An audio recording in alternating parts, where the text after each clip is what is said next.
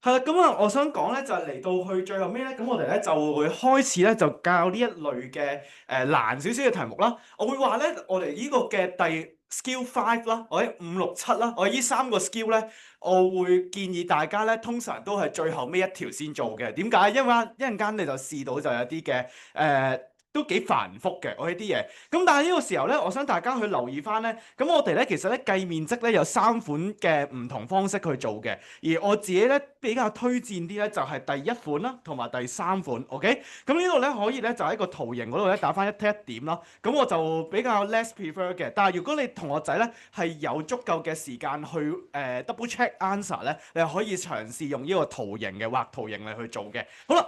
今日咧，咁我想就係咧，大家唔知有冇帶格仔間尺啦，冇嘅話都唔緊要嘅。咁啊最基本咧就係咧，我派呢個間尺咧，首先咧你入到公開試考場咧係唔會俾人扣分先，第一樣嘢。第二樣嘢咧，咁啊呢啲間尺咧係有咩作用咧？就係咧課你咧睇呢個嘅面積，OK 計面積嘅時候係好幫到手嘅。嗱，咁啊大家記住啦，用呢一個嘅格仔間尺咧，點樣數面積咧？最簡單，記住拍落去嘅時候，盡量嗰個嘅嗰個格仔間尺個闊度咧，啱啱好係cover 晒我哋要度嘅面積嘅。我可以盡量試下咁樣做先。好啦，跟住之後第二步咧，我想大家咧可以做一樣嘢嘅，就係咧嘗試咧就係同我打橫咁樣睇一睇每一格咧究竟佢佔即係佔咗幾多格啦咁樣樣。譬如話呢一度咧，我哋呢個馬氏洲，今日我哋要數馬氏洲點樣數咧？大家記住啦，我呢度咧教大家就係咧，希望大家就有一個填補法啦，叫做填補法，就係點樣樣咧？即係大致上咧，見唔見到呢度只係佔半格啊？呢度又係佔半格。跟住換言之，呢兩個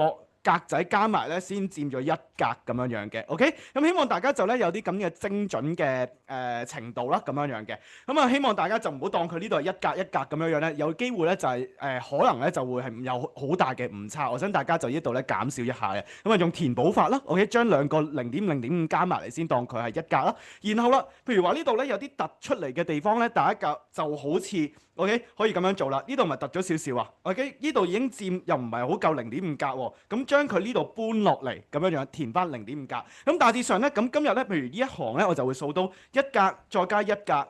再加0.5格，total 2.5啦，咁樣樣。咁啊，如此類推咧，咁你就記住啦，將個填好似做一個填補法咁樣樣去做，一二三四，啱啱好呢度就係4格。如此類推，咁你咧就大致上數到咧，成個馬氏洲佔我哋嗰個格仔間尺係幾多個細格啦。我咧就咁樣樣去做啦。希望大家就有一個精準啲，可以咧試下諗下0.5格咁樣樣會去準確啲嘅。好啦，而今日咧我唔想大家就花時間喺度數啦，直接數嗰個答案出嚟啦。希望大家可以 get 到一樣嘢。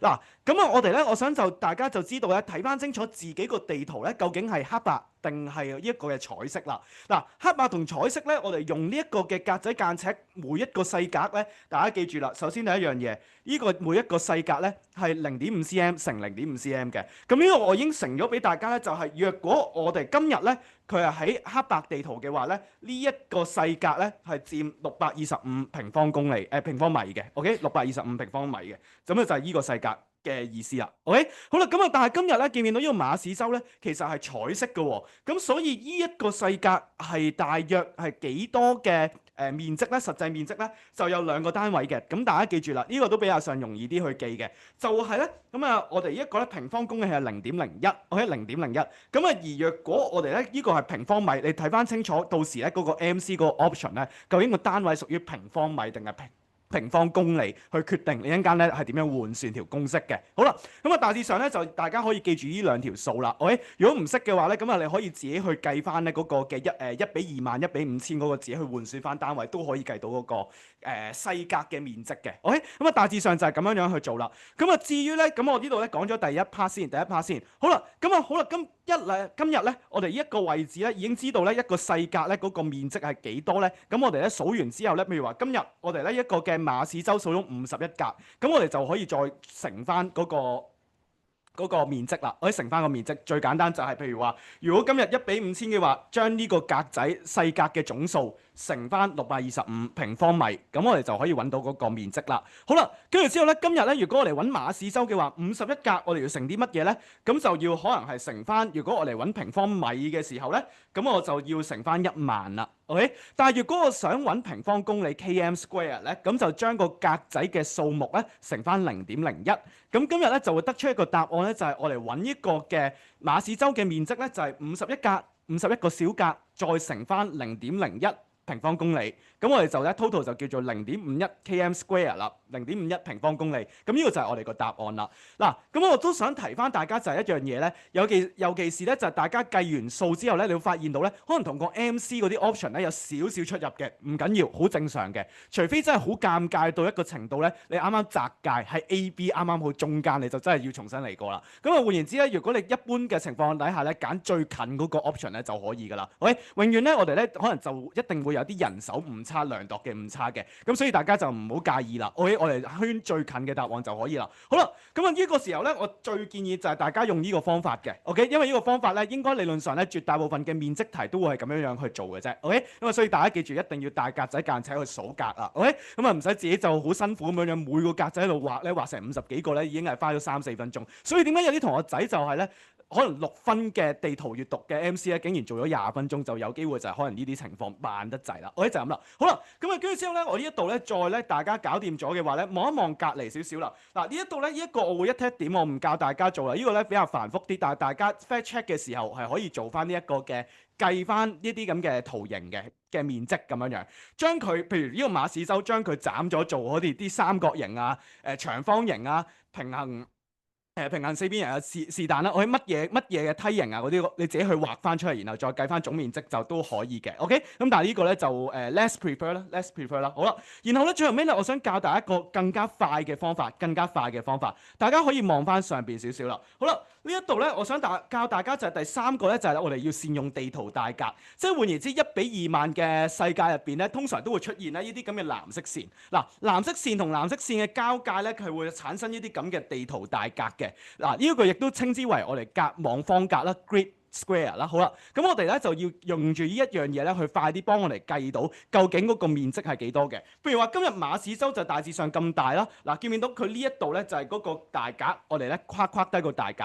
咁你發現到咧佢呢一 part 咧係突咗出嚟嘅喎，但係咧咁啱咧呢一 part 咧，你嘗試塞落去嘅時候咧，就填補咗啦，大致上填補咗啦。咁呢個時候咧，大致上我諗咧應該係佔咗呢個地圖大格大概係半格左右啦，大概係半格0.5格咁樣樣。OK，咁呢個時候咧，咁啊大家要知道咧，就係呢個地圖大格喺1:20000嘅世界嚟講咧，係代表1平方公里咁大嘅，1 km square 咁大。換言之，咁佢今日馬氏洲佔咗半格啫喎，咁啊真係0.5。OK，咁啊真係0.5嘅話，乘翻呢個1。咁我哋就可以得出到就係嗰個嘅數值啦，就係咁樣樣啦。咁啊，我想大家就呢度咧知道咧，就係有一個嘅地方咧，就係咧，我想大家記住啦，就係有陣時咧，我哋啲單位換算咧，你可以留意到咧，我哋嗰啲咁嘅數值咧係有啲唔同嘅，同我哋之前學過嗰啲咁嘅距離嘅話，點解？因為我哋第一堂已經學咗面積要轉換單位嘅時候要 square 咗佢 ，OK？咁所以咧今日咧希望大家就呢個位留意翻清楚，唔好淨係轉咗條邊，但係唔記得咗咧就係記住面積係原來乘2次嘅喎，OK？咁啊所以希望大家呢個位咧，我呢度已經幫大家計咗數嘅話咧，就以後記住呢一筆數啦，OK？就係咁樣樣。好啦，今日我亦都好想教大家一樣嘢咧，就係呢個位置啦。我想大家記住咧，就係呢啲地圖大格咧，大家記住啦，將呢個地圖大格再斬一個10字，咁你就可以清楚知道咧嗰個要計嘅面積佔大概係幾多個格咧？咁我哋又要睇得清楚啲，就係咧要斬開斬開4個部分，0.25、0.25咁睇嘅。譬如話今日咧呢一度咧，我哋會打個10字望一望，咦？咁呢度咪佔0.25啊？咁呢度唔夠0.25喎，咁啊即係0.125咯。呢度又係我喺0.125咁樣，咁樣你就會更加準確啲啦。OK，希望大家記住啦，呢個地圖大格有陣時太大嘅話咧，記住斬一個10字去睇翻0.25、0.25、0.25、0.25咁樣去做嘅。OK， 好啦，咁啊大家我想咧呢一度咧 mark 翻低啦。咁幾時會用到呢一個 skills 咧？記住係大範圍嘅面積嘅，即係今日譬如話我想度嗰個嘅面積咧，差唔多已經佔到一個嘅地圖大格嘅，咁我就會用呢一個方式嘅。但係如果咧可能一啲好細嘅面積咧，咁我哋都係用翻地圖間尺嗰個就算啦，我喺個格仔間尺就算啦。好啦，咁啊呢個時候咧，咁希望大家就記住有幾樣嘢我哋需要做嘅，就係我哋乘完我哋就要計完嗰個小格嘅面積之後咧，記住乘翻相應嘅面積，OK，1:20000嘅話，純粹乘翻一就得㗎啦。我啲純粹乘翻一就好容易，好方便就搞得掂㗎啦。好啦，咁啊至於1:5000嘅話咧，乘翻啦25萬啦。如果你揾呢個平方米嘅話，如果咧就揾呢個嘅公里嘅話咧，就會係0.25啦。OK，咁啊大家記住呢個大面積啦。OK，大面積嘅計法就係咁樣計。好啦。咁我想今日咧就係大家嘗試去用呢一種第三個方法啦，即係地圖大格咧嚟試下做隔離嗰個南生圍嗰條，OK？南生圍嗰條咧就係特登係不按比例嘅，咁所以希望大家嘗試用第三款方法去嘗試做一做南生圍嗰條，OK？去 check 個答案啦。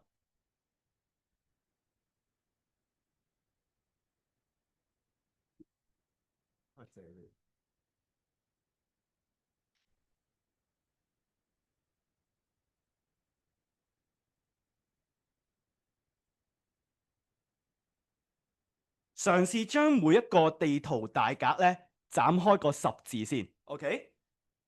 咁你就可以更加清楚地判斷到佢係0.25啊、0.1啊定係0.3咁樣樣嘅，OK？希望大家就做一個地圖大格，打個十字啦，好緊要啦呢一個 skills，OK？試下做啦。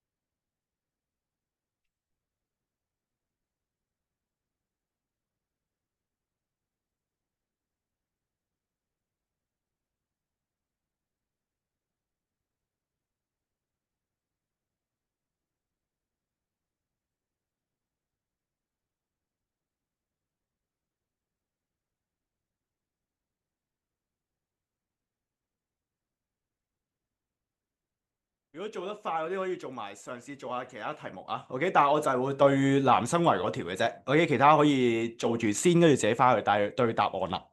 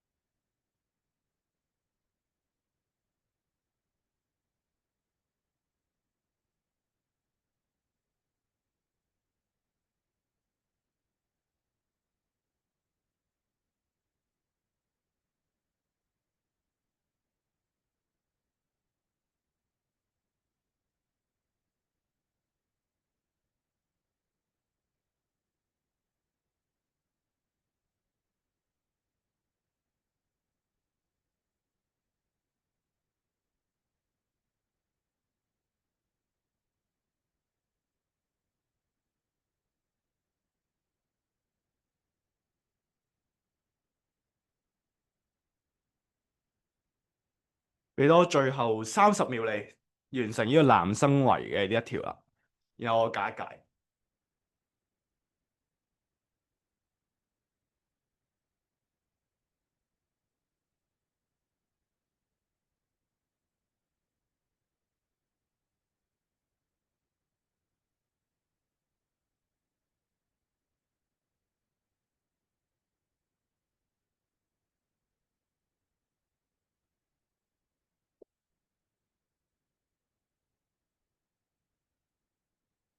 好嚟咯喎，咁我哋一齊咧去睇一睇翻呢一條先。咁啊，再講一次咧，大家一定要善用呢個地圖大架，因為每一個地圖大架，如果係1:20000嘅世界，我哋彩色地圖入邊咧，呢一度係啱啱好1平方公里嘅1 km square 嘅，所以呢度都幾好計嘅。好啦，今日咧我哋呢一度咧直接望一望呢一個位置，我會點樣做咧？嗱，首先第一樣嘢咧，大家要留意翻條題目喎，佢話咧係俾錦田河同埋山貝河呢兩條河包圍嘅魚塘喎。如果頭先同學仔咧計埋呢一度咧，有機會係爆咗數嘅，OK？或者就係咧圈咗 C 或者 D 嘅，所以大家記住啦。首先睇清楚嗰個題目嘅情況係計緊邊一度面積。咁理論上個界線咧應該係呢個位嘅，個界線應該係呢個位。呢度可以望一望，呢度係錦田河嚟嘅，呢條係錦田河。OK？咁所以今日咧個界線應該係就係呢一個範圍啦。好啦，咁啊大致上呢一個範圍嘅話咧，咁啊大家記住啦，係計緊呢個嘅魚塘面積。換言之，呢一笪咧請你都要刪除咗佢，唔好計啦。呢一個係咩嚟㗎？呢個係沼林嚟嘅，呢個係 mangrove 嚟嘅。咁所以係咪魚塘啊？唔係，呢一 part 都唔好計啦。好啦，跟住之後咧，咁啊大致上咧應該咧我哋就開始嚟咯喎。咁我哋咧就呢度有4個地圖大架。咁我哋咧記住啦，每個地圖大架打翻個10字先，咁我哋會容易啲去睇得清楚啲，佢佔幾多百分比嘅。好啦，今日呢一度大致上應該都佔得滿啦，係咪先？跟住之後啦，呢一度咧所突出嚟嘅話，我哋填一填補佢，但係佢都係 feel 唔到熱0.25嘅喎，咁我哋就大概打個折頭，打個折頭俾佢啦，0.15左右啦。好啦，咁啊，所以呢度係0.25、0.15。好啦，然後呢度亦都係一樣嘅啫，呢度咧係爭條纜啊，咁啱就係咧呢個位置填補咗佢，咁所以今日呢一嚿咧就0.25。好啦，呢度亦都係應該唔夠0.25嘅，呢度我查一查佢，呢度應該可能係0.15左右啦，0.15左右。點解啊？就係因為我哋今日唔計呢個位置咧，其實佢呢度咧只係得一個細嘅魚塘，填落去嘅話都唔係好夠。咁啊大致上又唔夠0.25格，咁咪打個折頭咯，0.15佢。OK， 好啦，跟住之後最後尾咧，我哋就望一望啦。記住啦，今日係因為呢一條河包圍嘅魚塘啊，咁你就可以發現到咁啱就係呢個位突出嚟。係咪呢個位突出嚟填一填佢，咪啱啱好0.5格咯？呢度係咪啊？好啦，咁啊再加埋咧，應該理論上啱啱好咧就係1.3嘅，理論上就係1.3嘅。咁啊大致上咧就係呢個位咧，我哋咧大致上，如果同學仔唔小心，可能譬如計到1.4嘅，記住啦。圈個最近值應該都會圈到嘅，咁但係咧我啱啱頭先咁樣計法嘅話咧，理論上咧係啱啱好1.3嘅，OK，理論上係啱啱好1.3。咁同學仔若果計到1.2至到1.5咧，我諗都係合理嘅範圍入邊嘅，應該點都好圈到係 B 嘅。咁啊大家亦都唔需要擔心咧，就係大家記住啦，如果喺我哋 DSE 嘅話咧，嗰啲 A、B、C、D 嗰啲 option 咧通常會闊啲嘅，咁所以應該大家就算有少少誤差，佢都會容許咗，你都會可以圈到正確嘅答案嘅，就係咁樣做啦。希望大家記住填補法，再加打個10字，會幫你去做到多少少，做得快少少啦。好啦，咁大家都搞掂嘅話咧，咁我哋想揭到去第23頁咯喎 ，OK？ 咁啊其他嗰啲交俾你哋自己功課翻去自己去做下，去 practice 一下啦，就係咁樣樣 ，OK？ 好啦，咁啊大家就嚟到去第23頁先，嚟到去第23頁咯喎。好啦，咁啊最後一款嘅題目咧就係近年嚟咧嘅 Q 啦，我會話咧好多同學仔咧都唔知喺邊度出事嘅，有陣時咧可能係咧做波度嘅題目 gradient 咧通常都圈錯嘅，咁啊通常得2大地方會出錯嘅啫。有一笪地方你可能度嗰個曲線距離唔準 ，OK， 即係可能用咗啲嗰啲繩啊嗰啲咧會唔準，咁所以計出嚟嘅波度亦都會唔準。咁所以咧咁希望第一樣嘢你 check 數嘅時候咧，我哋呢度咧 mark 低啦，OK， 好啦，咁啊嚟到去呢個嘅波度嘅位置，嗱呢一度咧我想提翻大家 check 數，OK， 有陣時咧計唔到波度，你點樣 check 數咧？兩樣嘢，第一樣嘢個曲線距離，你再計多一次 ，OK。第二樣嘢咧就有機會咧係條公式出錯咯喎，或者第二樣嘢係公式出錯。好啦，今日咧就係大家記住啦，呢兩樣嘢會導致到你圈唔到答案嘅，所以咧你就自己開始咧做下翻到屋企咧試下做下啲波度題，究竟係你個曲線距離出錯啊，定係你今日用嘅公式出錯？而今日咧我會直接咧就教呢條公式咧，希望大家會容易啲、方便啲去理解啦。嗱，一般咧教科書嚟講咧點樣計波度咧，就係將呢個垂直距離 ，OK， 即係呢一個高度嘅相差除以我哋咧水平嘅相差咁樣嘅，垂直除以水平 ，OK， 咁啊 vertical distance 除以 horizontal distance 嘅 ，OK， 咁啊又稱為咧垂直距離，即係又稱為個高度。我哋揾兩個地點嘅高度咧，然後咧計翻個相差，然後再揾兩個地點嘅距離。跟住咧就放落去水平距離啦。大致上通常大家應該學過波道係咁樣做嘅，OK？垂直隨意水平嘅。而我想大家記住啦，咁我哋咧做完呢一個步驟嘅話咧，通常你會計到1比幾多嘅，1比幾多或者1 over 幾多嘅。咁請問咧後邊呢一個數值咧其實係代表係咩意思咧？我想大家 mark 翻低啦，記住後邊嘅數值越細，代表呢個嘅波度咧係越斜嘅，OK？好啦，咁啊至於後邊嘅數值越大嘅話咧，代表呢個地方冇咁斜，OK？希望大家記住個數值嘅意思。當你記住數值嘅意思嘅話咧，你自然應該做到第25頁嗰一紮嘅題目。尤其是我特登咧出咗第4條咧，就係叫你去排翻嗰個嘅波度嘅斜率啊，OK？邊個斜啲，邊個冇咁斜？咁你大家需要一定要識得咩叫做1比 x 啊，OK？嗰個 x 嘅數值嘅意思係乜嘢啦？OK？記住數值越細代表越斜，數值越大代表越平。就係咁樣樣啦，我希望大家就記住呢一個嘅關係啦。好啦，而今日咧就教埋你呢個公式啦。啱啱頭先上一堂已經教咗你點樣度曲線距離啦。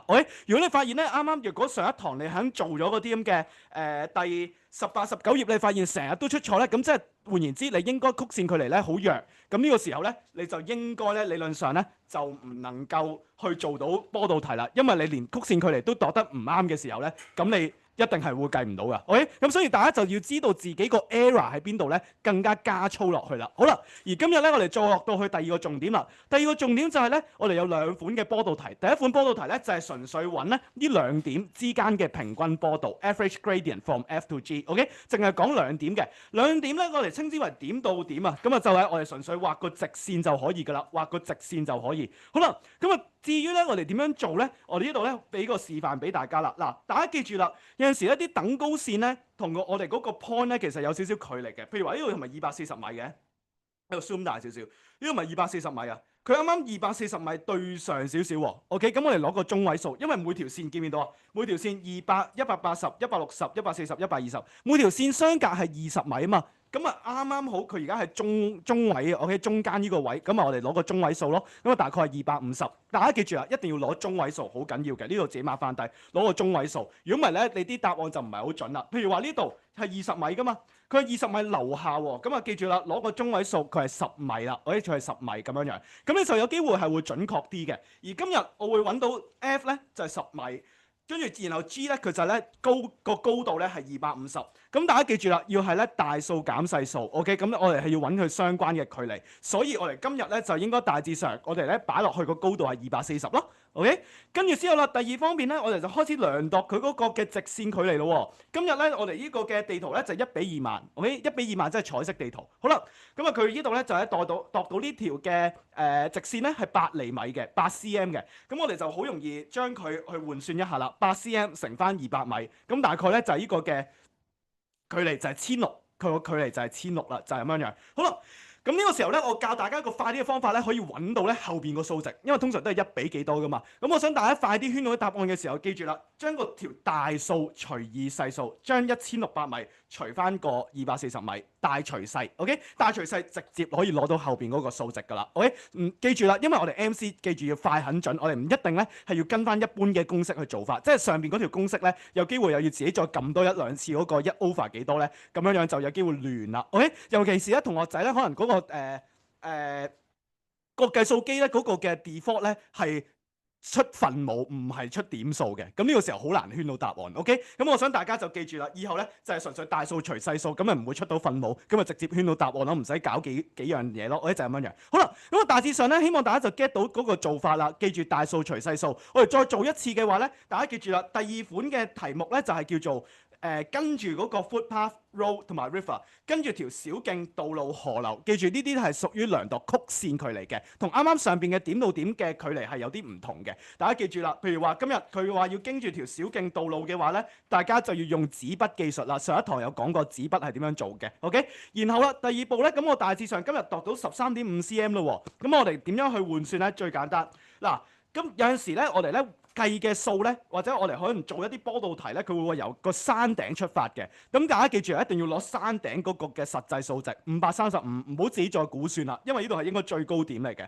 咁今日我就會攞535，好啦，然後咧呢度又係啦，見到條線與線之間咧係相隔50米啊。咁啊，大致上呢100米樓下嘅話，我哋又攞個中位數啊，50米咁樣樣。咁大致上咧，我哋個水平距離就係485米啦。我喺535減50，485。好啦，跟住之後咧又做一次咯。今日咧呢一個咧係1:5000啊，即係黑白地圖。1:5000嘅世界點樣做啊？將佢乘50米就得㗎啦。將我哋所量度嘅距離13.5 cm 乘翻50米，咁我哋咧就量度到呢一個嘅實際距離係675米啦。好啦，675米大數除以細數，675除以485，咁我哋就會攞到1.39。OK， 1.39就係咁樣樣。好啦，咁啊大致上咧，大家而家 feel 到咧就係我哋點樣快速地揾到個答案啦。大數除細數就係咁樣樣啦，唔好理佢究竟係水平啊定係垂直距離。總之我哋揾到邊條數大啲，除以邊條數細啲，咁就直接揾到個答案，唔使喺度花時間喺度背公式啦，就係咁啦。好啦，如果大家都搞掂嘅話咧，咁我哋做一條熱身啦，26頁啊。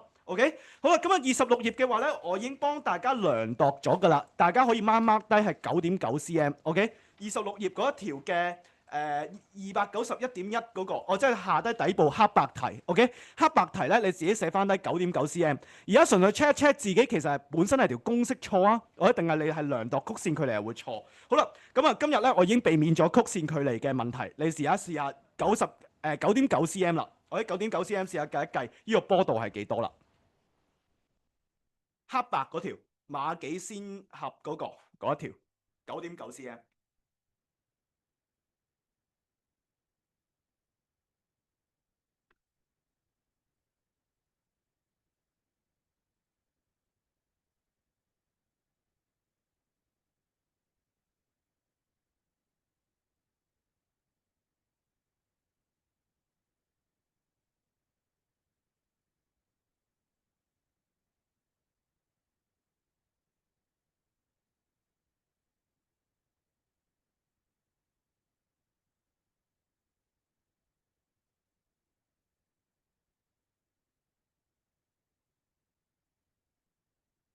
做得快嗰啲可以試下做埋上面嗰條，喂，自己玩下啦，玩熟啲。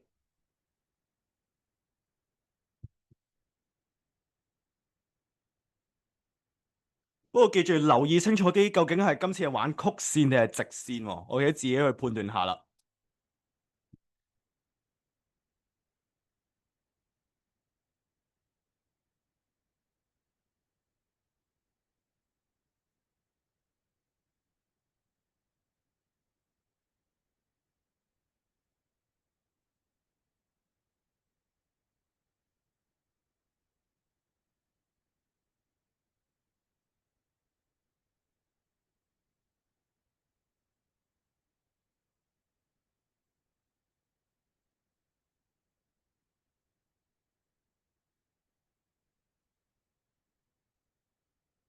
俾我最後1分鐘左右 check 一 check 數，OK？跟住之後咧，如果你發現啱啱頭先自己對答案咧都錯嘅話，咁即係應該平時嗰啲嘅公式運算係有啲問題，唔係你度個曲線距離啦。OK，因為我已經今次俾咗曲線距離係9.9 cm，你如果都計錯嘅話，咁應該要操多啲計數嗰 part 啦。OK，就係咁啦。但係如果同學仔如果做埋上面嗰條，或者做埋之後翻屋企做埋第24、25頁，發現又計唔到喎，咁可能就係你度曲線距離出事啦，咁你就開始死操爛操翻我哋嗰個 Skill 5嗰個位置啦。OK，應該大家知道自己個弱點喺邊啦。記住只有得兩個 error，一個就係你計曲線距離 error，第二個係你呢個公式嘅 error。OK，俾我最後15秒，咁我哋就對一對答案啦。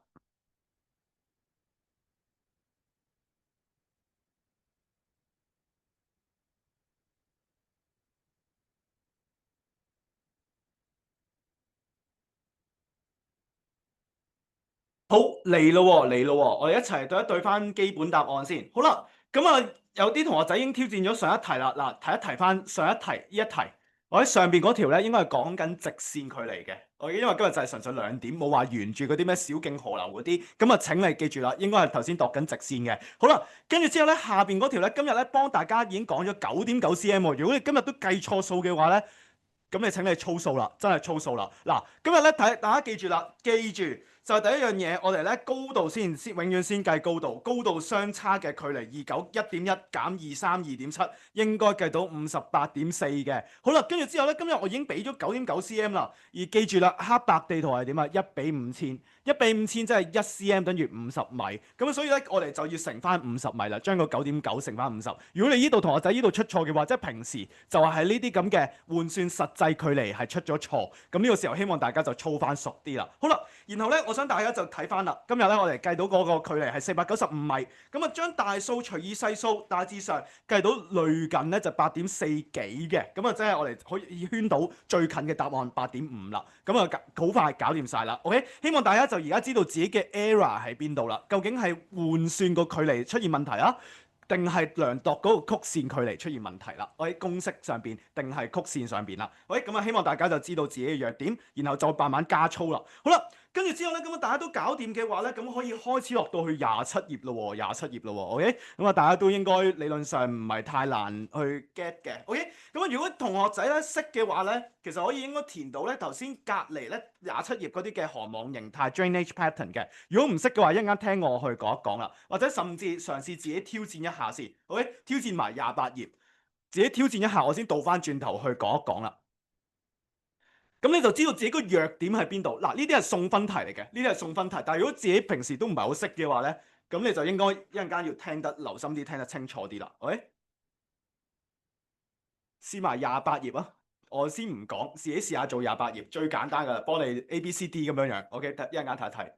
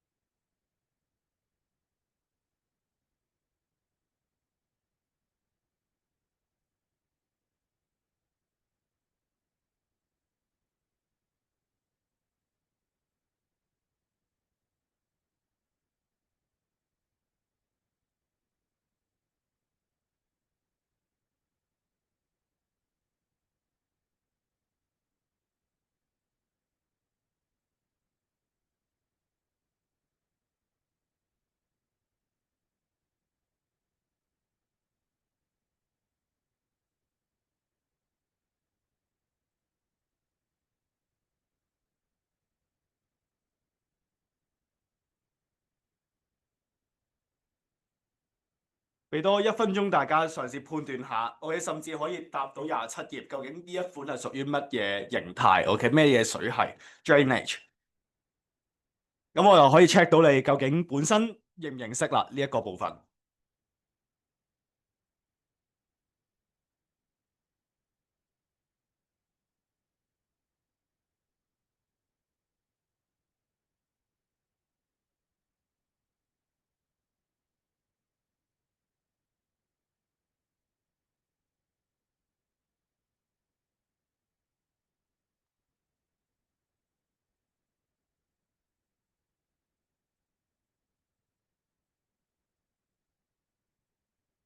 好，嚟咯喎，嚟咯喎！咁啊，今日咧，如果你同學仔啱啱頭先咧都唔係好識咩事咧，我哋一齊去 mark 低啲重點啦。記住咧，上邊呢3款係香港常見嘅，記住永遠我哋地圖題咧都係出香港地圖嘅。換言之，香港冇出現嘅水系、冇出現嘅河網形態 drainage pattern 咧，通常都係錯嘅 option 嚟嘅。OK，記住香港只有呢3款嘅，通常就係呢3款。左手邊最常見㗎啦，就係樹枝狀 dendritic。點樣睇咧？就係啲支流。OK，兩條河流咧之間佢哋相交叉嘅夾角咧係一個好細嘅角嚟嘅。記住，大概可能咧20零30度左右。呢啲咁細嘅角咧去相會咧，咁我哋就稱之為樹枝狀 dendritic 啦。好啦，咁啊跟住之後咧，好多時咧同學仔就會咧可能同呢一個混淆嘅長方狀有少少唔同嘅。記住呢啲咁嘅河流咧係點樣匯聚咧？以一個直角嘅形式匯聚嘅，大概90度咁上下嘅。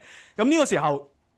大致上都係喺屯門一帶會出現啦，屯門青山一帶會出現嘅，OK？咁啊呢啲咧可能讀過 E1嘅同學仔有少少印象嘅。好啦，咁啊希望大家就記住啦，呢兩款嘅夾角有啲唔同，呢個係細角嘅，就稱之為樹枝狀 dendritic，大啲嘅角直角嘅話咧就係長方狀 rectangular 啦。而中間呢一個咧有少少唔同嘅，大家記住啦，可能下一次咧考咧，大家記住可以睇翻清楚，呢度有冇高程點 spot height，或者呢度有冇 trigonometric station，OK？三角網測站，如果有呢一啲嘅標示咧，即係代表住呢一個係一個山頂。如果山頂附近嘅話咧，有唔同嘅河流四方八面咁樣離開嘅話咧，咁我哋稱之為放射狀。一個山頂四條唔同方向嘅河流，咁我稱之為 radial pattern 啦，放射狀啦，就係咁樣樣。所以永遠記住啦，呢一個一定要有山頂嘅存在，大家可以 mark 翻低要有山頂嘅存在，OK？就係咁樣樣。好啦，跟住之後咧，咁我哋咧有啲乜嘢係唔常見，但係咧通常喺我哋 MC 嗰度咧都會有呢個 option 咧，大家望下下邊啦。香港唔常見咧就係以下呢兩款啦。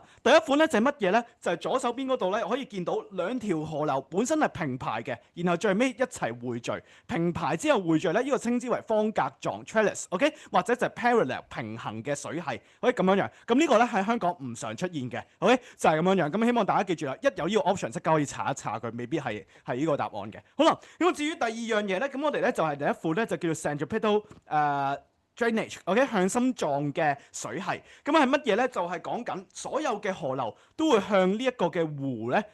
流向個湖嗰度嘅，可以向住個中心點咁樣流嘅。OK，咁啊同我哋啱啱頭先個放射狀完全係唔同嘅。我哋喺山頂離開嘅，但係呢個咧就係佢喺一個嘅湖咧度匯聚嘅。呢個係兩款唔同嘅意思嚟嘅，就係咁啦。希望大家呢一度咧可以搞翻清楚佢啦。好啦，如果大家頭先啱啱咧呢度已經係判斷錯誤咧，咁你可能而家嘗試下改一改第28頁，或者咧同學仔學完之後咧嘗試 fetch check 下28頁嗰啲咁嘅答案啦，睇一睇，俾半分鐘時間你改一改答案啦，喺28頁嗰度。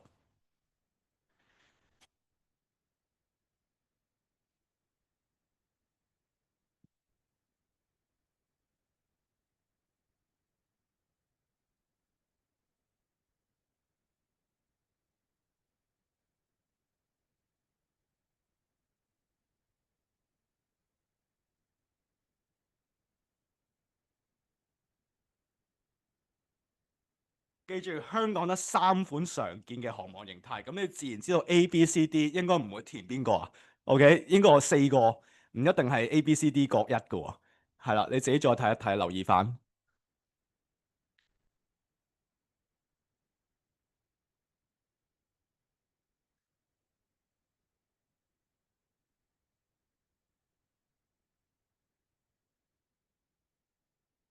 好，大家都應該咁上下啦，而家 OK，直接對一對答案啦。嗱，第一條咧，呢一個位置見唔見到即刻有個三角網測站啊？OK，trigonometric station，即係代表依住呢一個位係山頂，山頂附近見唔見到有唔同方向嘅河流離開咗呢一個山頂啊？咁即係呢個係乜嘢啊？呢個係 radial pattern 啊，radial drainage 啊，放射狀啦。B 啊，答案係 B，一係 B。OK，第二個好簡單嘅啫，見唔見到兩條河流點樣交界啊？中間嗰個嘅夾角好細喎，咁啊就係稱之為 dendritic 啦，樹枝狀啦。咁啊答案就係 A。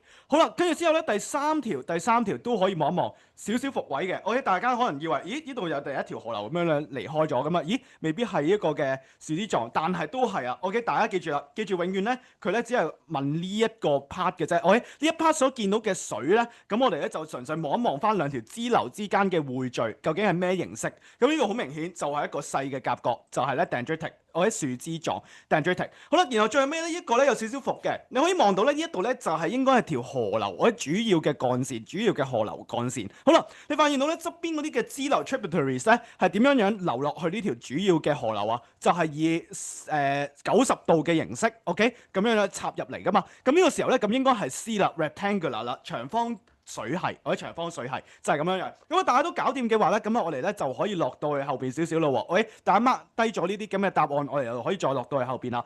第29頁嚟咯喎，第29頁嚟咯喎。今日咧我教大家三款嘅唔同墜落形態。嗱呢度咧三款唔同嘅墜落形態咧，大家記住咧每一款咧點樣去辨認翻啦。左手邊嗰款咧就叫做核心墜落 nucleated settlements，大家記住啦。通常咧係點樣出現嘅咧？佢哋咧通常喺道路交界度會出現嘅，OK？咁啊，你見到換言之係密密麻麻咁樣樣嘅一大撇嘅村屋咧係聚埋一齊嘅，咁啊稱之為核心聚落 （nucleated settlements），OK？就係咁樣樣。然後咧第二款咧就係乜嘢咧？就係咧 linear settlements 帶狀聚落，講一啲咩意思咧？就係講緊所有嘅屋咧都會沿住一條直線咁樣去起嘅，譬如話沿住條路去起，沿住條鐵路去起，沿住條海岸線或者啲河流一啲曲線咧去起樓嘅。譬如話今日呢一度比華利山別墅，你就可以發現到佢係沿住條路咁樣起嘅，見到？一排排嘅屋嘅一條直線嘅形成咗，咁啊稱之為就係帶狀聚落 linear settlements 啦。然後啦，右手邊嘅話咧，好明顯地你可以見到佢係分散喺唔同地區嘅，即係4個角落都會有佢嘅。咁呢個就稱之為 dispersed settlements 分散聚落。好啦，咁啊大致上咧，大家分到呢3款聚落其實都好容易分得清楚㗎啦。OK，一個就係咧會匯聚晒一齊喺一啲道路交界，另一個咧一個帶狀咧就係咧沿住一啲嘅線咧嚟去鋪排嘅。然後咧最後尾呢個咧好明顯係散收喺唔同嘅4角嘅咁樣樣。OK，咁啊呢個就希望大家記住呢3款嘅聚落形態，然後就可以做第29頁最底嗰條啦，嗰個嘅白筆山嗰條，喺 Red Hill 嗰條，可以嘗試下挑戰一下呢一條啦。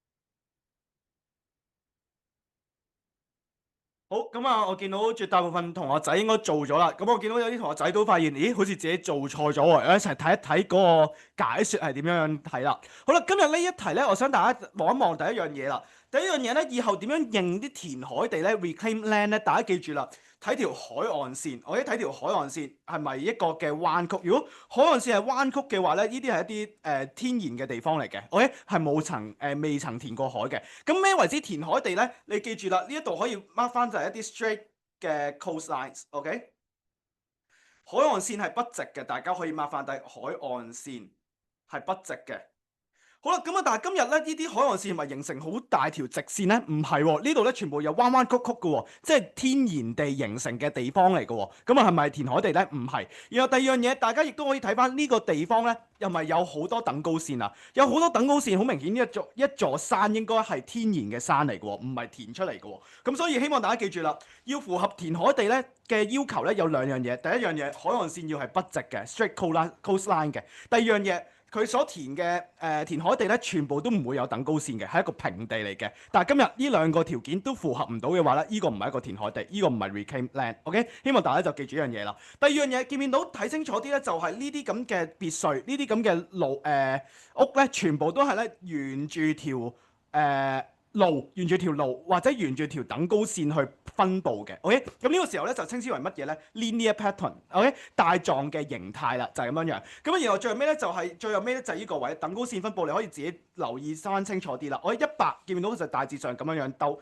然後咧佢嗰啲樓又係咁樣兜喎，見到平排啊，平排嘅話咪即係原等高線分佈，就係咁樣樣。所以答案咧就係 boy 啦，答案就係 boy 啦。好啦，咁大家都搞掂嘅話咧，再落到去後邊少少嘅頁數咯，第30頁咯，第30頁嚟咯。今日咧我哋就開始第2個重點啦。嗱，今日咧我哋呢度咧就係比較上係難度係數高少少嘅，就係等高線。等高線咧呢度咧，我想大家就認住翻咧9A 呢個位啦。嗱，第一樣嘢大家記住啦，啲等高線 contour lines 若果係個分佈係疏落啲咧，代表佢係平啲嘅，呢個地方冇咁斜嘅平波、緩波 gentle slope。OK， 好啦，咁啊至於咧就係第二方面，若果你見到今日咧啲等高線好密麻麻嘅等高線呢一度咧係一個斜嘅山坡或者斜嘅山坡，所以第一樣嘢大家識得分疏同埋密嘅意思啦。或者疏同密嘅意思，越密嘅話越斜，OK， 越疏嘅話越平，就係咁樣樣啦。希望大家記住咗緩波 gentle slope 同埋 steep slope。好啦，咁啊至於我哋開始點樣應用落去今日咧 MC 嘅 option 咧，大家可以望一望下低呢個部分啦。嗱，第一樣嘢咧，咁我哋咧就學咗啱啱頭先緩波同埋陡波啦，我哋疏同密嘅等高線有唔同嘅意思啦。而今日嚟望一望呢度啦。如果你由山頂落山嘅時候，佢係先密後疏，或者落山嘅時候係先密後疏嘅話咧，即係先斜後平。咁呢個波咧係咪凹咗落去啊？咁我哋稱之為 concave slope 凹波，先密後疏。OK， 咁樣樣嘅。好啦，咁啊至於咧突波係點樣樣咧？就係先疏後密。你落山嘅時候先疏，先平，跟住又突然間跌落嚟，見到佢係突咗出嚟啊！咁呢個時候稱之為 convex slope 突波啦。我哋咁希望大家記住，粒突波咧係睇翻落山嘅時候，究竟係先密啊定係先疏啦？就係咁樣樣。先密後疏嘅話就係粒波 concave slope， 先疏後密嘅話咧就係 convex slope 突波啦。我哋就係咁樣樣。希望大家就記住呢一個嘅 concept 啦。好啦，咁啊大家都搞掂咗嘅話，可以望一望第31頁咯。望一望第31頁。31頁咁啊，仲有咧就係一陣間我哋再變應埋兩樣嘢咧，咁我哋就一次過挑戰第31頁咧底部嗰個 MC 啦。OK， 咁啊大家而家搞掂咗未啦？睇住，記住，永遠係睇落山嘅時候嗰個密度究竟係疏密定係密疏咁樣樣噶。好啦，咁啊大家都搞掂嘅話咧，再落到去後邊少少啦。嗱，今日咧我想大家記住啦，以後咧唔好再分錯山谷同埋山嘴 valley 同埋 spur。記住第一樣嘢，永遠咧 highlight 咗高嗰條線同埋低嗰條線先，用兩隻唔同嘅顏色筆。我好多時同學仔咧就係呢啲位咧有陣時緊張就會好亂啦。OK， 希望大家就咧記住啦，到時咧落場嘅時候，如果你真係發現你地圖題咧係好弱嘅時候咧，你記住帶兩隻嘅 highlighter，highlight 翻邊啲地方係高，邊啲地方係低咧，你容易啲睇得清楚啲嘅。而今日咧我就會點樣做咧？今日咧我哋點樣認山谷山嘴咧？大家記住啦，我喺兩條唔同嘅顏色筆，咁我今日咧用呢一個嘅橙色筆咧就間翻低高啲嗰條線。OK， 譬如話呢度今日550、650呢啲係高啲嘅線啊嘛，高啲嘅線 highlight OK。橙色筆 highlight 佢，然後啦低啲嗰條線咧，我哋就用黃色筆 highlight 佢啦。OK， 咁你就可以揾到邊度係高，邊度係低啦。好啦，然後第二樣嘢啦，見到開始有啲 pattern 出現咗啦，就係如果呢個我哋叫做飛尖啦，呢個尖端如果指落山嘅話，尖端指落山嘅話，稱之為山嘴 spur。OK， 飛尖指落山嘅話，稱之為山嘴。OK， 好啦，咁啊至於咧倒翻轉啦，如果今日咧個尖端咧，佢指上山，見唔見到呢個方向係指上山啊？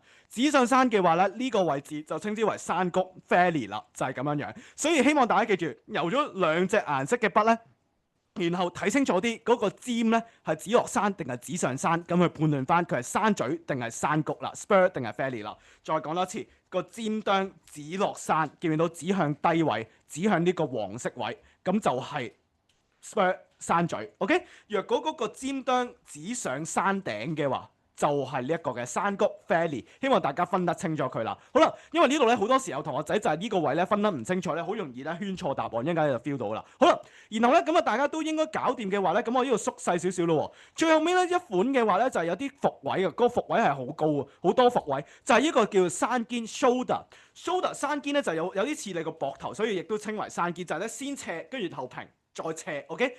斜平斜咁樣落去嘅，咁所以落山嘅時候咧，落山嘅時候就好似佢隔離嗰啲幅圖啦，突然間係好密嘅，我啲密疏密咁樣嘅，落山嘅時候係密疏密，即係佢凹咗落去，平再凹咗落去，呢個時候咧其實就有突波同埋凹波嘅，希望大家記住啦。然後咧以後咧出現咗山肩 shoulder 嘅話咧，係包含咗兩款波嘅 concave slope 同埋 convex slope 嘅，凹波同埋突波。點解啊？就係因為佢又先密後疏。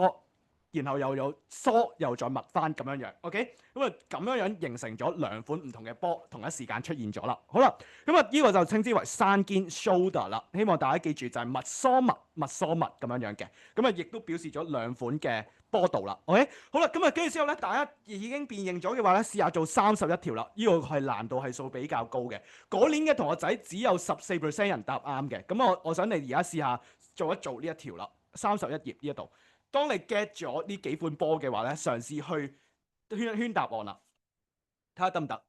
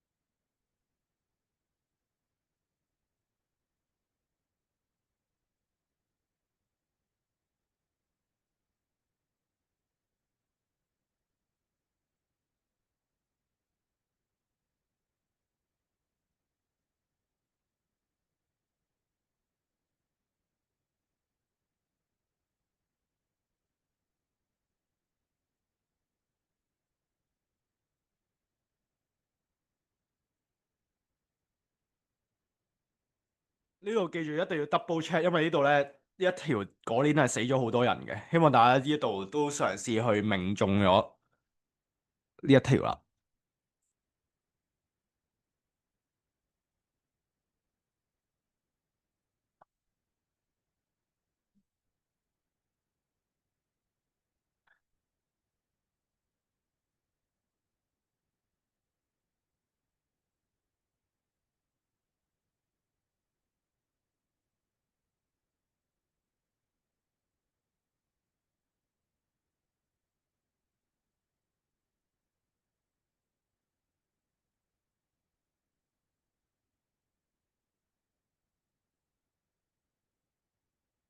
俾多些少時間大家，呢個要啲時間思考下嘅。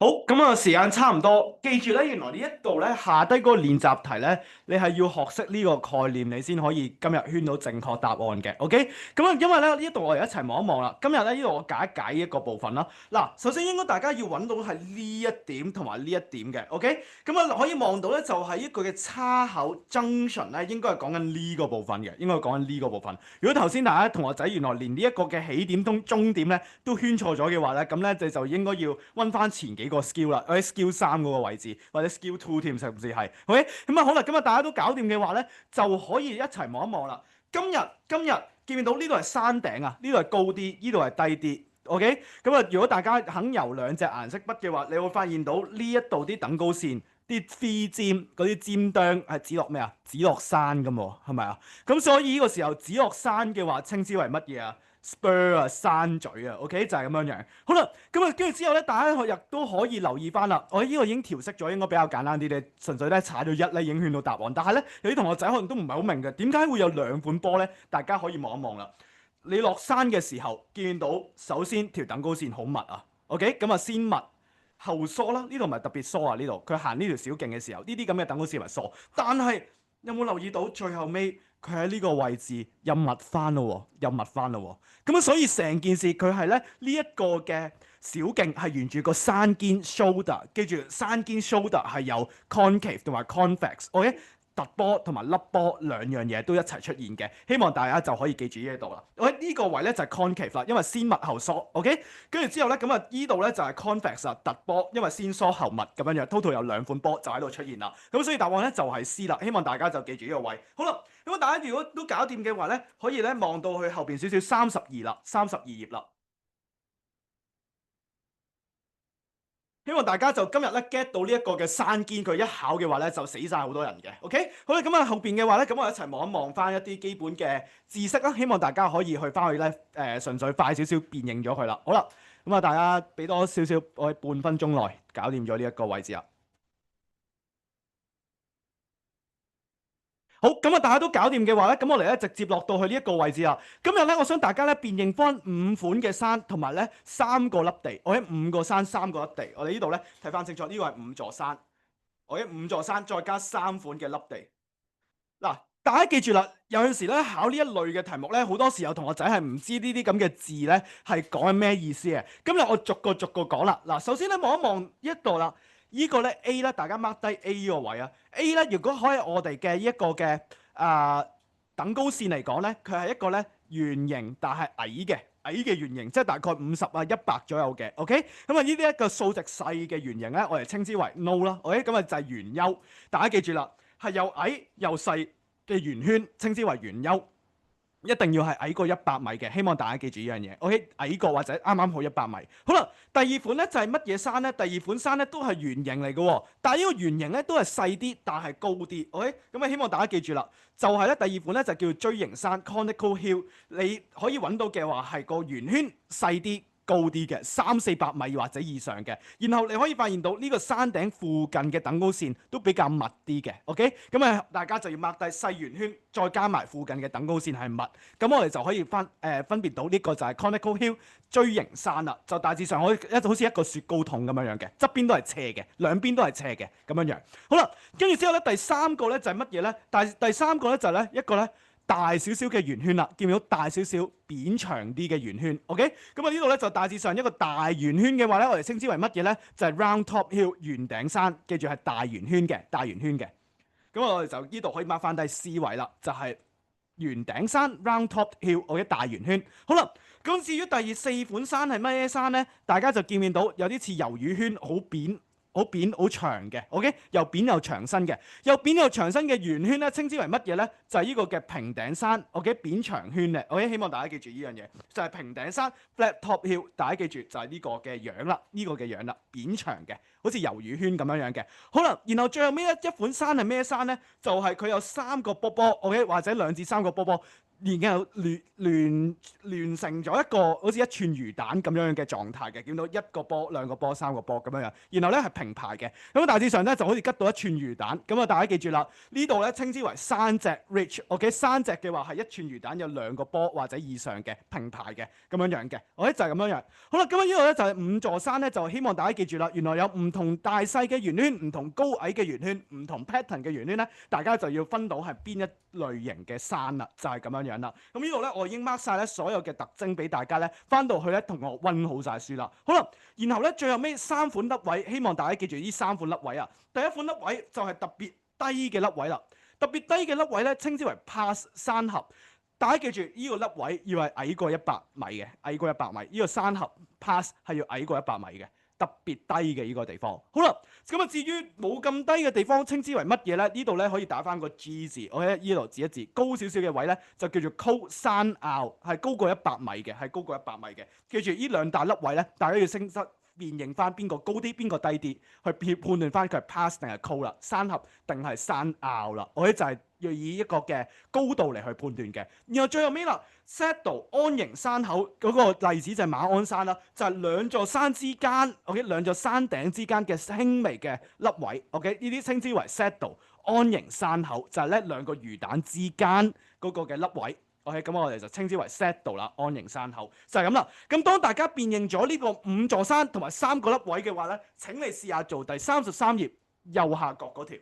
OK， 判斷一下呢個針山係屬於乜嘢類型嘅山啦。我哋嘗試用翻我哋啱啱所學嘅技巧。如果大家呢一度咧唔係好熟嘅話，嘗試做埋其他嗰啲咁嘅 MC 去鞏固翻啱啱頭先我哋學過嘅形態，點樣去辨認翻啦。咁啊，記住5座山同埋3個粒位，大家可以括翻低5座山。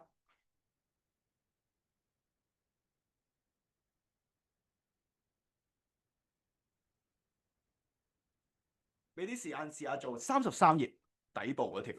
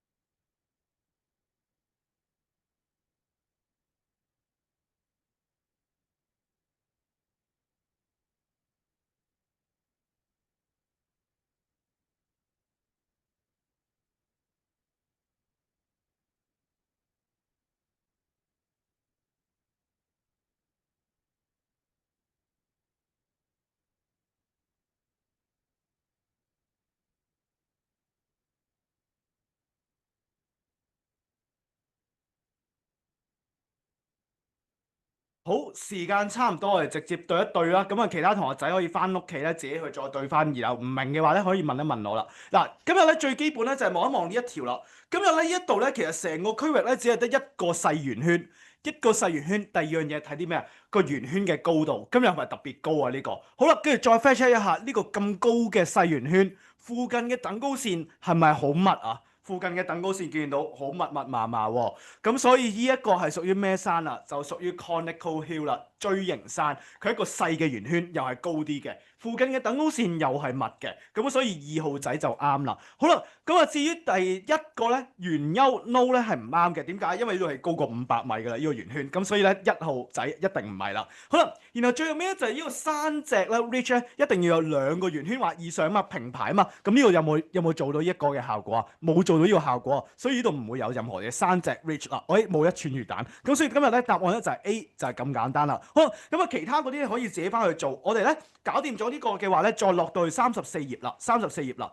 嗱，今日咧咁啊嚟到去最後尾1-2個 skill 咧，咁啊我想大家呢啲咧，我講完一次咧，你自己翻屋企做啦。咁啊最簡單，我呢度咧 Dam 一次咧就係做啲乜嘢咧？咁啊大家落到去34頁啦。今日咧譬如話我要做一條題目咧，就係橫切面圖。OK，cross section 咧係點樣做咧？大家記住，永遠係睇頭尾高度先。第一樣嘢睇一睇我哋起點同埋終點嘅位高度咧，佢 mark 嘅時候咧啱唔啱？OK，譬如話可能有陣時咧呢度望一望啦，呢度咧今日咧個起點係121米，但係咧你可以望到一陣間咧嗰4個 option 有啲 option 咧係 mark 咗100米或者140，咁呢度已經係頭尾高度已經炒咗啦，咁你就自然可以咧就用一個嘅排除法排除咗呢個答案啦。好啦，如果用完呢個時候咧，佢仲有死剩種，仲有2-3個喎，我仲有2-3個 option 喎，點算啊？第二個睇土地利用 land use 啊，我哋睇土地利用啦。好啦，今日呢個時候咧，我哋一齊望一望啦。大致上，OK 呢一度咧有一啲空地啊，又有一啲嘅工業用地啊等等嘅。OK，跟住之後咧，咁啊甚至咧就你可以望到會有一啲乜嘢咧？呢度咧就係一個嘅 river 啦，一個嘅河流咁樣樣。一陣間一次過再望啦。好啦，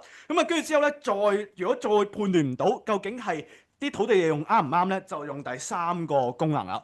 第3個 step 咧係咩嚟嘅咧？就係睇啲特別地形，譬如話呢度，我哋畫呢條線嘅時候，你可以發現到咁啱咧係穿咗座山嘅，咁你就要留意翻座山嘅高度係幾多米咯喎？譬如話呢度你可以望到大概咧應該係40-50米咁高嘅 ，OK？咁啊呢度咧就係有一個嘅特徵，你睇睇特別地形，然後去判斷翻究竟呢度以下 A、B、C、D 有邊個係冇畫到咧，又可以剷除咗佢啦。然後最後尾啦，真係分唔到嘅話，最後尾一步睇個山坡嘅形狀，啱啱學過。幾時係密，幾時係疏噶嘛？咁你就知道大致上嗰個嘅形狀係啲咩形狀啦。OK，好啦，咁啊，譬如話大家已經知道大概個 skill 咧，我呢度 demo 一次俾大家睇一睇啦。嗱，大家記住啦，第一樣嘢，如果座山係白色嘅話，座山係白色，大家請揭翻去第6頁望一望。座山係白色，我哋呢度係稱之為林地啊、woodland 啊定係 grassland 啊、草地啊。第6頁我哋有特登 remark 嘅喎，白色嘅山。草地 grassland， 所以 A 呢度咧直接咧，我哋睇呢個土地利用已經可以唔使圈啦。OK，如果同學仔如果今日圈咗 A 咧，個土地利用呢個位咧就錯啦。好啦，咁啊跟住之後咧再望一望啦，望一望啦，呢一度個起點係咪特別斜啊？起點特別斜嘅話咧，咁應該理論上咧呢啲 B、OK 同埋 D 咧應該都冇咁斜嘅喎，比起呢個 C 位。OK，好啦，咁啊大家如果都唔緊要嘅話咧，再望一望啦。咁啊，若果再望多次啦，呢個位呢個珠黃嶺係咪都係白色嘅山啊？即係換言之，佢 mark 呢個位嘅時候都要係草地喎 ，grassland 喎。今日原來純粹都係靠呢一個嘅土地利用就已經辨認到 C 係我哋嘅答案啦。然後咧，同學仔亦都可以留意翻啦，A 咧呢度有冇畫呢個山啊？呢座圓丘啊 ，no 係冇畫到呢個珠黃嶺啊嘛。咁所以 A 呢個應該係大錯特錯啦。然後大家記住啦，睇埋呢個 river 啦，呢度。記住河流係凹位嚟噶嘛，咁呢度有冇畫凹位啊？冇畫喎，咁啊呢個時候大致上應該用啲排除法，你都會圈到 C 係一個答案嘅，就係咁啦。所以希望大家記住，呢4部曲咧可以幫你咧逐個 option 查走，然後個死正種咧，咁我哋就圈低啦，咁啊搞掂咗啦佢。OK，咁啊呢度咧，咁啊其他嘅練習咧，想你自己翻屋企試下做啦，做呢個 pattern 出嚟。OK，記住上邊呢個 skill，如果啱啱頭先寫唔切嘅話，而家俾啲時間你寫埋4個 skill，頭尾高度，然後睇土地利用，跟住之後睇一啲特別地形有冇特登畫出嚟。冇特別地形畫出嚟嘅話咧，咁啊亦都可以查走佢。最後尾睇翻究竟個山坡斜定係冇咁斜咁樣樣，就已經判斷成功啦。我哋就係咁樣樣4部曲。好啦，如果大家都搞掂嘅話咧，落到去38頁啦。OK，啱啱呢啲咧自己翻去做啦，自己翻去做啦。嗰三四條嗰啲練習，特登印俾大家翻屋企做啦。好啦，嚟到去最後尾38頁啦。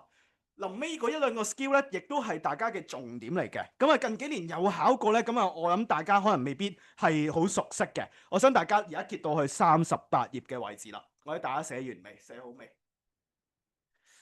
嚟到去38頁啦。嗱，今日咧會教一個方式咧去判斷翻呢個嘅 feasibility 嘅。咁啊，大家可以去到後邊少少啦。我呢啲自己翻去做，唔明嘅話問我啦。好啦，嚟到互見度嘅時候咧，大家記住啦，就係揾呢兩點之間嘅地方究竟有冇穿咗座山嘅。所以第一步，大家一定要揾個起點同埋個終點位。由邊度望向邊度，然後連成一條直線。大家記住，連成一條直線。記住喺個地圖上邊畫條直線俾我。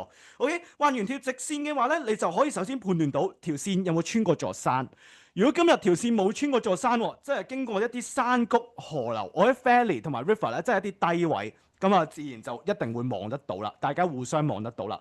但係好尷尬嘅情況出現啦。如果今日咧條線咧係穿過座山嘅話咧，咁點算呢？我哋咪直接會判斷佢為不可互見呢？大家記住，冷靜啲，冷靜啲，再要 fact check 下。OK，條線穿咗座山咧，都會有啲尷尬位嘅，所以我哋今日要做多兩個功夫去 double check 啦。第一樣嘢，揾翻呢兩點嘅高度，起點同埋終點嘅高度，然後咧計翻個平均值啦。OK，計翻個平均值，一陣間再 demo 一次㗎。大家點樣揾平均值？OK，但係首先第一樣嘢，兩點嘅平均值，大家需要揾翻出嚟。而第二樣嘢，我哋就要揾翻呢條直線嘅中間點，直線嘅中間點，揾一揾中間點嘅高度。OK，譬如話呢度咧係5cm 嘅，咁啊請問呢一度咧嗰個中間點係邊？係邊個位咧？就係2.5同埋2.5之間咁樣樣。OK，揾一揾中間點嘅高度係幾高啦？嗰座山係幾高，或者嗰個位係幾高？好啦，然後咧大家揾咗呢兩個數據咧，就嘗試進行比較咯。若果我哋個高度平均值高過嗰個中間點高度咧，咁即係睇到。大家睇到 ，OK？但係如果我哋計完嗰個高度平均值係矮過中間點高度咧，就係睇唔到啦。希望大家記住呢樣嘢啦。好啦，咁啊，如果咧大家都知道大致上去點樣進行呢個嘅玩法咧，大家可以望一望下低少少啦。今日我就問你 A 同埋 B，OK，即係呢兩點，請問望唔望到？好尷尬嘅事件出現啦！呢條直線中間係咪穿過咗 C 呢座山啊？OK，見唔見到？而咁啱 C 就係中間位，咁點算呢？我哋一定要做呢一個步驟啦。OK，好啦，咁啊，大家揾到就係 A 同埋 B 咧，呢度咧係各自各大概應該係個中間點就係 C 位啦。我哋一齊望一望大致上點樣做啦。好啦，今日咧我哋咧就做一樣嘢啦，望一望 A 同埋 B 佢嘅高度。A 嘅高度係550米。OK，呢度我縮翻細少少，大家上面寫好晒未啊？我俾多少少時間大家望一望。咁如果咧大家都識嘅話，可以試下做一做 A、B 先啦，俾同學仔抄完先啦。OK，咁啊可以嘗試揾一揾 A、B 嘅平均高度，A、B 嘅平均高度，跟住之後啦，再揾一揾 C 嘅高度，然後再答一答我，究竟 A、B 係咪可以望得到大家呢？咁樣樣，我可以嘗試咁樣樣，我然後再 check 啦，倒翻轉，OK，俾多啲時間大家消化一下呢個 skill，然後嘗試做一做 A、B，做一做 A-B。揾高度平均值，揾中間點高度，然後做個比較，就係咁啦。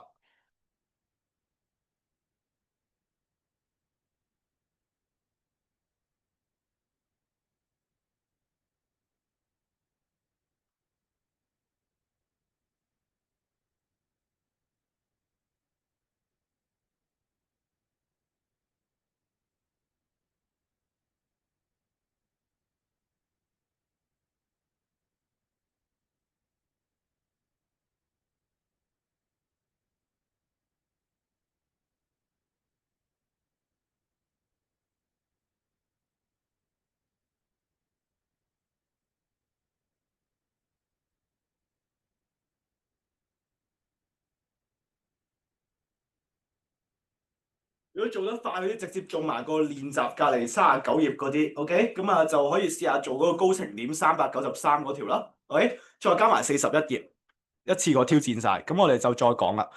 咁啊入邊練習嗰啲係可以唔使用呢個方法嚟做，都直接判斷到答案。OK，就係純粹用1號個線穿唔穿咗座山咧，已經可以判斷到究竟係望唔望到大家啦，就係咁啦。咁我可以大家嘗試做埋練習題，高程點393，即係右上角嗰條39頁右上角嗰條，跟住再加埋41頁，呢兩條比較難啲嘅，我想大家試下做埋佢啦。但係呢兩個題目咧，俾我提示你，唔需要做呢一個嘅中間點高度都可以揾到答案嘅。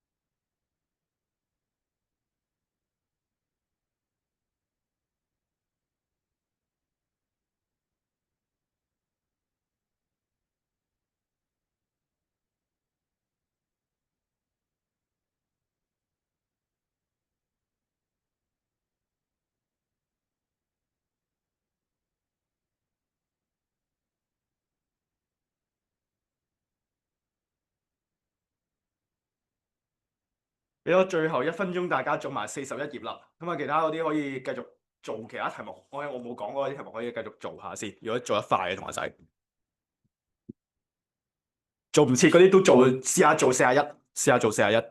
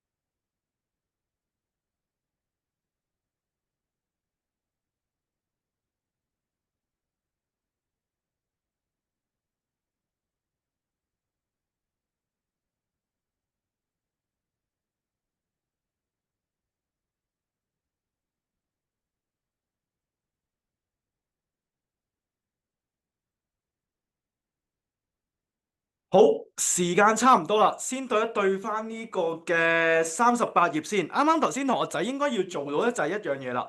咁就係咧 A、B 揾 A、B 嘅高度啦，550同埋600米嘅，應該大致上應該揾到呢個嘅位置嘅。好啦，跟住之後咧，咁啊大家記住啦，計嘅時候咁啊除翻個平均值啦，575。好啦，而今日咧 C 位咧就啱啱好500左右嘅，500左右嘅。喂，咁你可以發現到我哋嗰個嘅 A、B 平均值係高過個中間點嘅喎，咁啊即係換言之，A、B 咧雖然今日穿過咗座山，條直線穿過咗座山，但係我哋計完條數發現咧，佢係可以望到喎。咁啱座山頂咧係冇遮擋個視線嘅。OK，咁所以有陣時呢啲尷尬位咧，就希望大家就可以從呢個方法咧去判斷翻啦。呢個係可互見。咁然後咧翻屋企咧嘗試去做一做啦。A、D 咧其實係望唔到大家嘅，C、D 係望到大家。用同一個方法嘗試去諗一諗啦。OK 就係咁樣。好啦，咁啊大家都搞掂嘅話咧，咁我哋就可以 check 一 check 後邊嘅答案咯。39頁嘅答案望一望啦，39頁嘅答案啦。好啦，39頁嘅話咧，咁啊大家就可以睇一睇翻呢度 A、B、C、D 邊一個咧係會條線會穿過座山咧？穿過座山咧，直接就係睇唔到噶啦。我哋喺 DSE 嘅世界嚟講咧，比較上係問啲係冇咁尷尬嘅情況嘅。OK，咁但係佢當然可以出到好久啦，好久嘅話咪就可以38頁咁樣樣咯。OK，咁啊但係大家就記住啦，可以做埋38頁嗰啲嗰一啲嘅 check 數，咁你先可以咧判斷到嘅。但係如果大家就基本上咧，如果 DSE 角度嚟講咧，就冇咁尷尬，望一望啦。譬如話呢一度咧就係咧，我將 DSE 嗰啲咁嘅題目咧再加深咗少少啦。好啦，你可以發現到咧，咁啊大致上咧呢個位置咧，我哋望一望啦。今日咧我哋望一望呢四個點啊，呢四個點咧其實咧理論上咧，我哋393望晒 A、B、C、D 啦。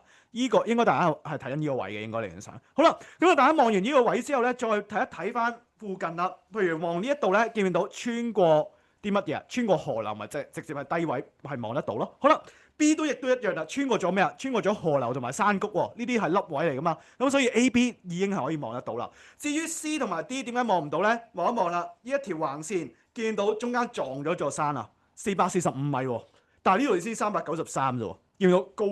仲要高過你本身個望嘅地方，咁呢個時候咪呢座山應該係會遮擋視線咯，係咪啊？如果同一道理嘅話咧，你呢度咧望啲嘅話，中間見到有個500米嘅高地啊，500幾米嘅高地，呢度咪會遮咗個視線咯。咁呢個時候 CD 應該係睇唔到嘅，就係因為見唔到條線穿過咗座山咧，你就一定係睇唔到嘅，就係咁啦。咁啊大致上咧，應該呢一題咧就係咁樣做法啦。好啦，咁啊大家再可以望到第41頁，望一望埋41頁。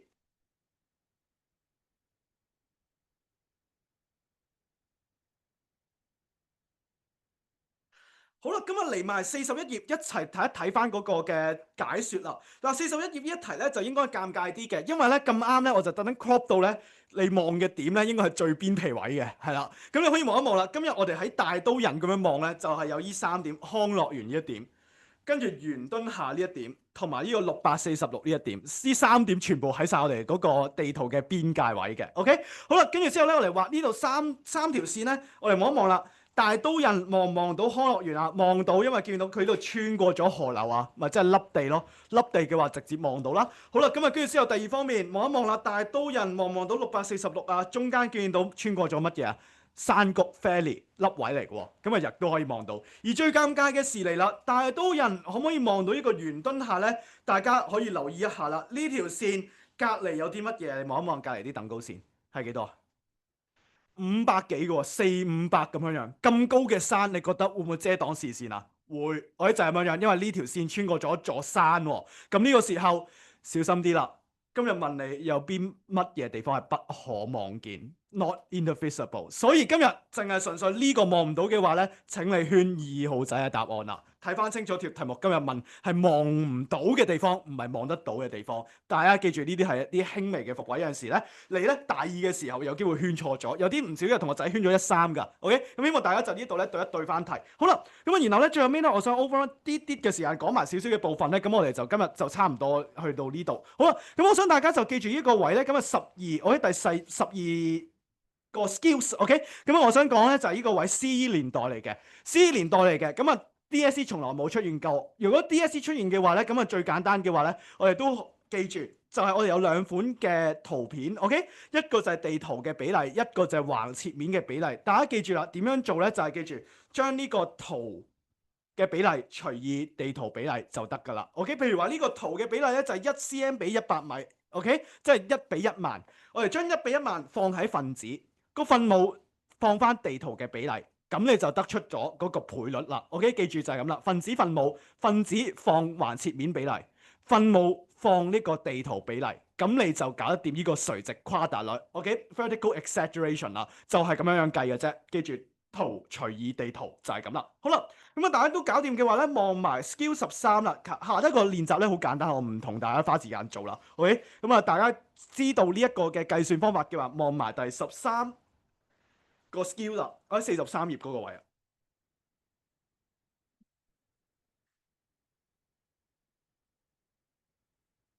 好啦，咁啊有啲同學仔可以嘗試挑戰一下呢一條題目嘅，我可以喺唔講呢個點樣做嘅時候，自己試下做一做。如果發現咧大家真係唔識做嘅話，一陣間聽一聽我嘅 skill 係點樣樣處理啦。大家倒翻轉試下挑戰下43頁頭一條，OK，頭一條上面嗰條43頁上面嗰條，試下自己做一做。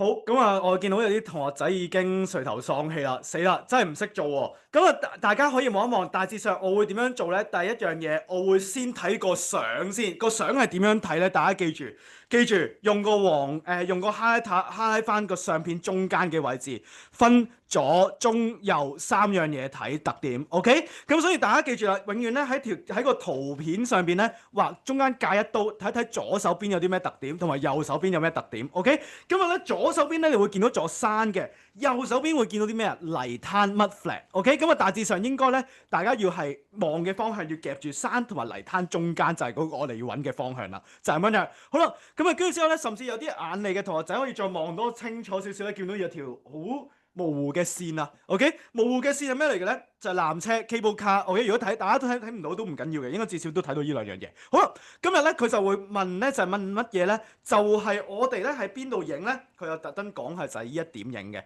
大約就係呢個點影。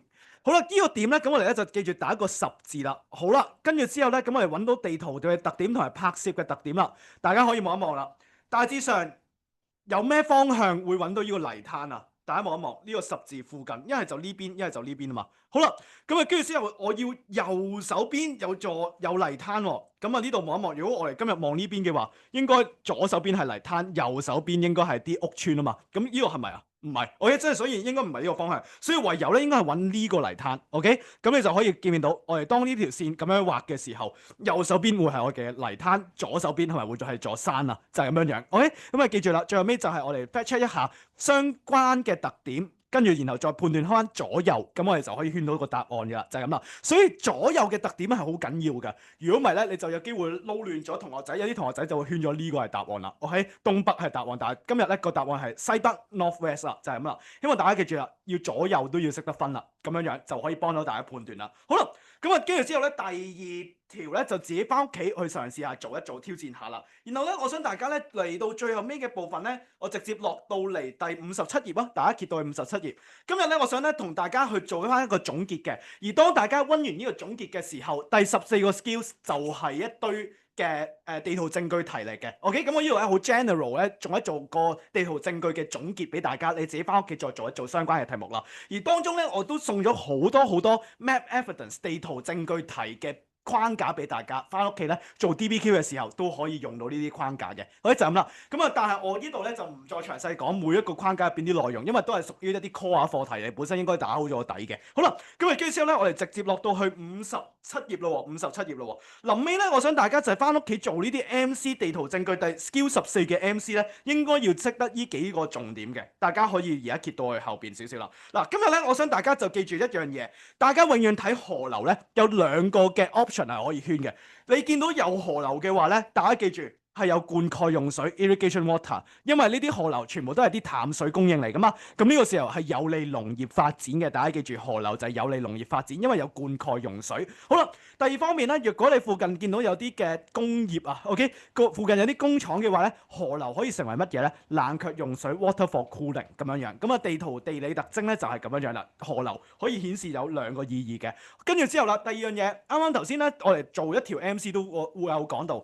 幾時為止填海地啊 ？reclaim land 啊，就係直嘅條海岸線係直嘅，即係條藍色線係直嘅。OK，咁啊，即係換言之，曾經填過海，然後再加埋啦，填出嚟嘅土地咧，應該冇任何等高線，冇任何 contour lines 嘅，佢係一個平地嚟嘅，所以我哋就可以揾到呢一個係一個填海地。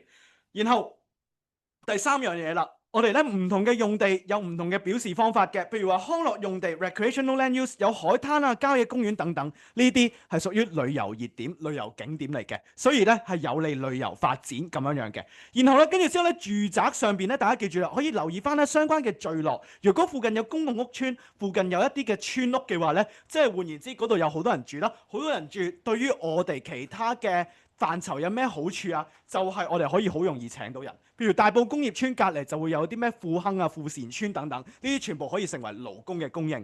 跟住之後啦，有人住嘅地方自然有人買嘢啊嘛，有人買嘢嘅話，咪即係會形成一個市場咯 ，market 咯。OK，所有人都會喺度買嘢嘅時候，咁我哋記住啦，原來揾到啲人住嘅地方可以有勞工，亦都有市場嘅，就係咁啦。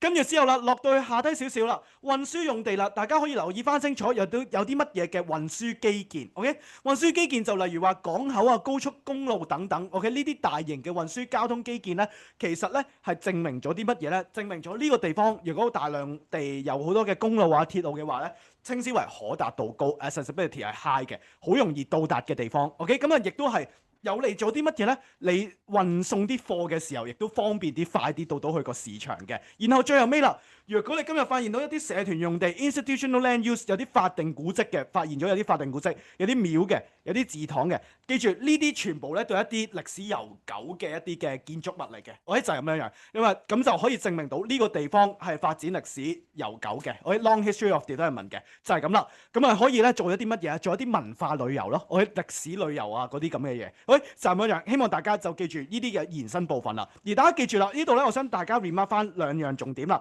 第一樣重點，你翻到去咧，嘗試温翻咧 Skill14咧，我所派俾大家嘅必背框架啦，OK，或者一啲嘅 data 嘅 evidence 啦，地圖證據你自己翻去温啦。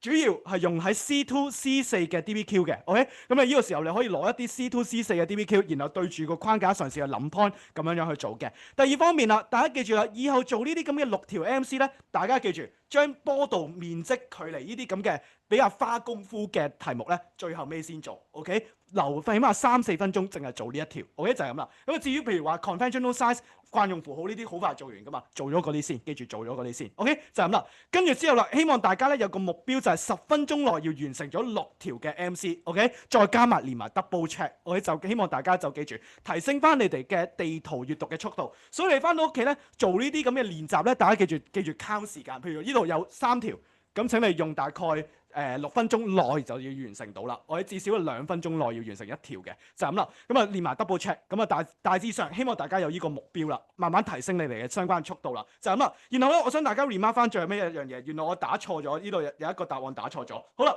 咁啊而家咧大家落到去最後尾嗰頁60頁，你翻到屋企咧做咧應該做咗一條題目咧，發現到呢一度咧係打錯咗嘅。呢度咧同我睇住48頁呢度係 A。我喺第一題係 A，第二題係 C 咁樣樣，我喺同我改一改翻佢。好啦，咁啊改完嘅話咧，咁就大致上你翻屋企咧做晒其他，起碼呢度有50-60條咧，應該理論上係鞏固晒你所有嘅 skills 啦。OK，就係咁樣樣。咁啊今日去到呢度為止先。